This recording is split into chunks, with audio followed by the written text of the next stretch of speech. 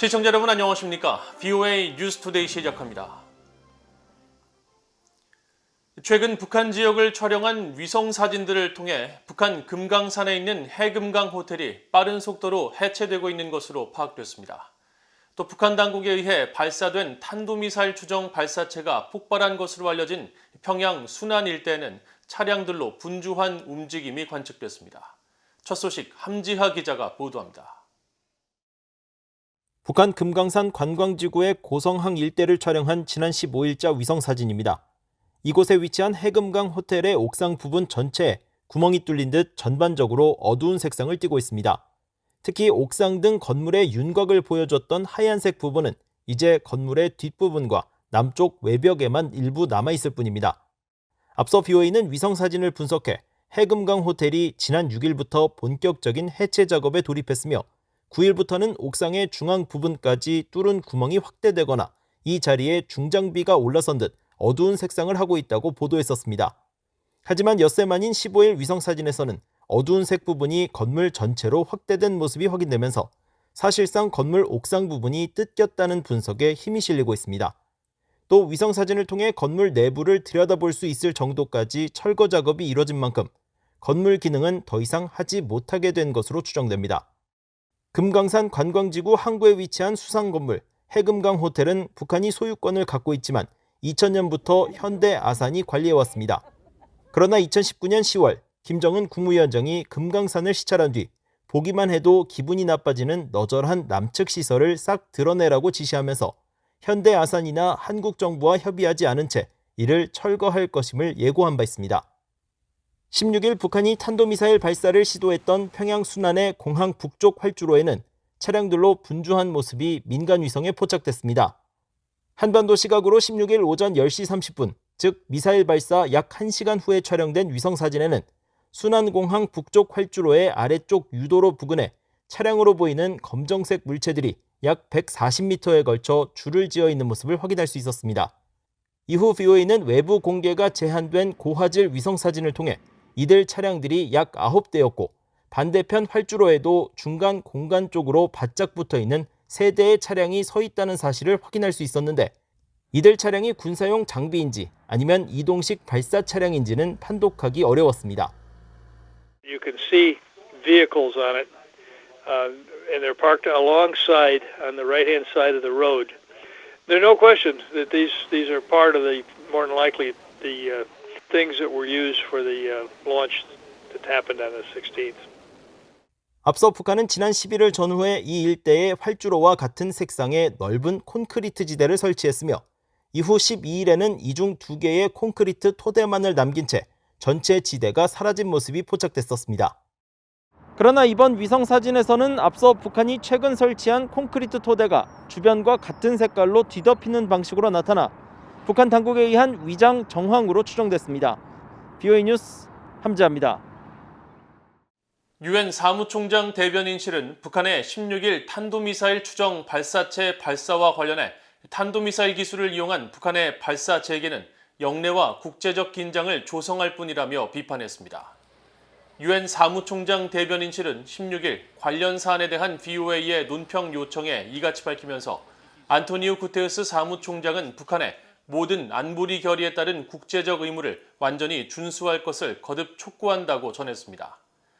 유럽연합도 평양 인근에서 발사된 발사체에 대해 분석 중이라면서 북한의 거듭된 미사일 발사는 북한이 국제법을 노골적으로 무시하고 있음을 보여주는 것이라고 비난했습니다. 유럽연합 대변인은 16일 BOA에 이같이 밝히면서 북한은 불안정한 행동을 멈추고 유엔 안보리 결의에 따른 국제 의무를 준수해야 한다고 밝혔습니다. 앞서 한국 군 당국은 16일 오전 9시 30분쯤 북한이 평양 순안 일대에서 또다시 탄도미사일로 추정되는 발사체를 쏘아 올렸지만 고도 20km를 오르지 못하고 공중에서 폭발한 것으로 파악했다면서 미국 정보당국과 정밀 분석 중이라고 밝혔습니다. 북한이 현지 시간으로 16일 순안에서 발사했다가 실패한 것으로 알려진 미사일이 최근 예고된 신형 대륙간 탄도미사일 ICBM 화성 17형 시험의 일환이라는 분석이 제기됐습니다. 제프리 루이스 미들버리 국제학 연구소 동아시아 비확산 프로그램 소장은 16일 BOA에 북한이 신형 ICBM인 화성 17형 발사를 시도했다 실패한 것으로 보인다며 이번 미사일이 평양에서의 가시거리인 고도 20km 부근에서 폭파한 것은 대형 액체 추진제 엔진이 추진 단계에서 실패했을 가능성을 시사한다고 분석했습니다. 루이스 소장은 그러면서 북한이 2017년 발사한 화성 12형도 처음 3차례는 실패했지만 이후 여러 차례 성공적으로 발사했다며 북한은 이번 실패에서 많은 것을 배우고 미사일을 개선할 것이며 이것이 미사일 시험 유예가 중요한 이유라고 강조했습니다.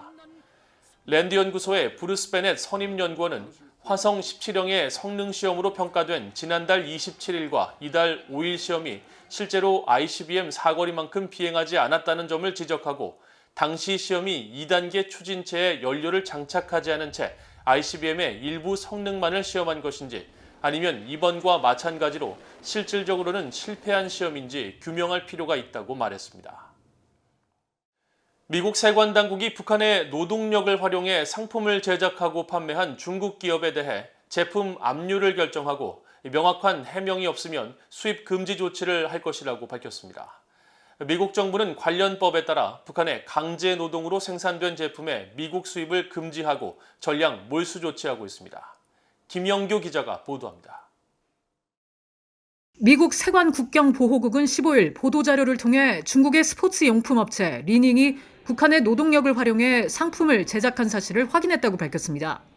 스포츠 용품 업체 리닝은 중국의 전 체조 국가대표 선수 출신 기업가 리닝이 자신의 이름을 따서 세운 회사로 2008년 베이징 올림픽을 계기로 크게 성장했는데 북한의 강제 노동에 의해 제품을 생산하고 수익을 낸 정황이 미국 세관 당국의 조사로 확인된 겁니다.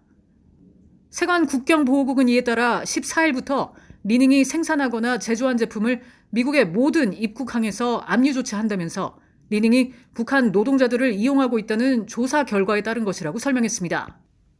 또 이번 조치는 미국 적대 세력에 대한 제재 대응법에 따른 것이며 수입업체가 30일 이내로 리닝의 제품이 죄수 노동이나 강제 노동에 의해 생산되지 않았다는 분명한 증거를 제시하지 못할 경우 관련 제품은 모두 몰수 대상이 될 것이라고 밝혔습니다. 엠마리 하이스미스 미국 세관 국경보호국 무역사무국장은 이번 조치에 대해 미국 적대 세력에 대한 제재 대응법은 인간의 존엄성이라는 근본적 가치를 유지하고 미국으로 반입되는 상품이 강제 노동에 의해 생산되지 않도록 보장하는 미국 당국의 또 다른 도구라고 강조했습니다. 2017년 제정된 미국 적대 세력에 대한 제재 대응법은 북한인이 생산 과정에 참여한 물품은 강제 노동에 의한 것으로 판단하고 1930년 제정된 미국 관세법에 따라 미국 수입을 금지하고 있습니다. 또 해당 업체가 법 위반 사실을 몰랐거나 의도가 없었다고 하더라도 처벌을 면제받을 수 없도록 규정해 북한의 강제 노동으로 생산된 리닝의 제품은 몰수 조치되고 업체도 벌금과 민형사상 처벌을 받을 것으로 예상됩니다. 미국 국무부는 지난해 7월 발표한 2021 인신매매 실태 보고서를 통해 북한의 강제 노동 문제 등을 지적하면서 최하위 등급인 3등급 국가로 지정했습니다. 또 북한의 강제 노동이 확고한 정치 탄압 체계의 일부분이자 경제 체계의 한 축으로 자리 잡았다면서 북한 주민들이 강제 노동에 동원되는 방식으로 인신매매의 피해를 보고 있다고 지적한 바 있습니다. 미국 회계감사원도 지난 2월 보고서를 통해 북한 당국이 자국 노동자들을 해외에 파견해 IT 기술과 건설 등 여러 분야에서 강제 노동을 시키고 있으며 여기서 얻은 수익을 정권 유지를 위한 자금으로 전용하고 있다고 비판했습니다. VOA 뉴스 김현교입니다.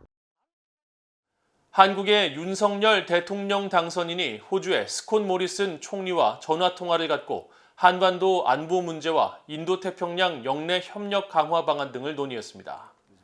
윤석열 당선인 측은 16일 보도자료를 통해 윤 당선인과 모리슨 총리가 전화통화를 갖고 양국 관계 발전 방안을 논의했으며 모리슨 총리가 윤 당선인의 선거 승리를 거듭 축하했다고 밝혔습니다. 또 윤 당선인은 한국전쟁 당시 17,000여 명이 참전한 호주에 한국 국민들이 깊은 유대감을 갖고 있으며 자유민주주의와 시장경제의 가치를 공유하는 파트너로서 실질적 협력을 구체화하기를 희망한다고 밝혔고 모리슨 총리는 영내 협력을 공고히 해 한반도 평화 안정에 기여하길 바란다고 밝혔다고 전했습니다. 모리슨 총리도 자신의 사회연결망 서비스 트위터에 한국의 차기 대통령과 대화를 하게 돼 기쁘다면서 양국 간 방위 산업과 에너지 분야, 주요 광물 분야 등을 포함한 전략적 파트너십을 더욱 강화하기로 했으며 양국이 함께 자유롭고 개방된 인도태평양 지역을 지원해 나가기로 했다고 밝혔습니다. 이상으로 BOA 뉴스투데이를 모두 마칩니다. 시청해주신 여러분 고맙습니다.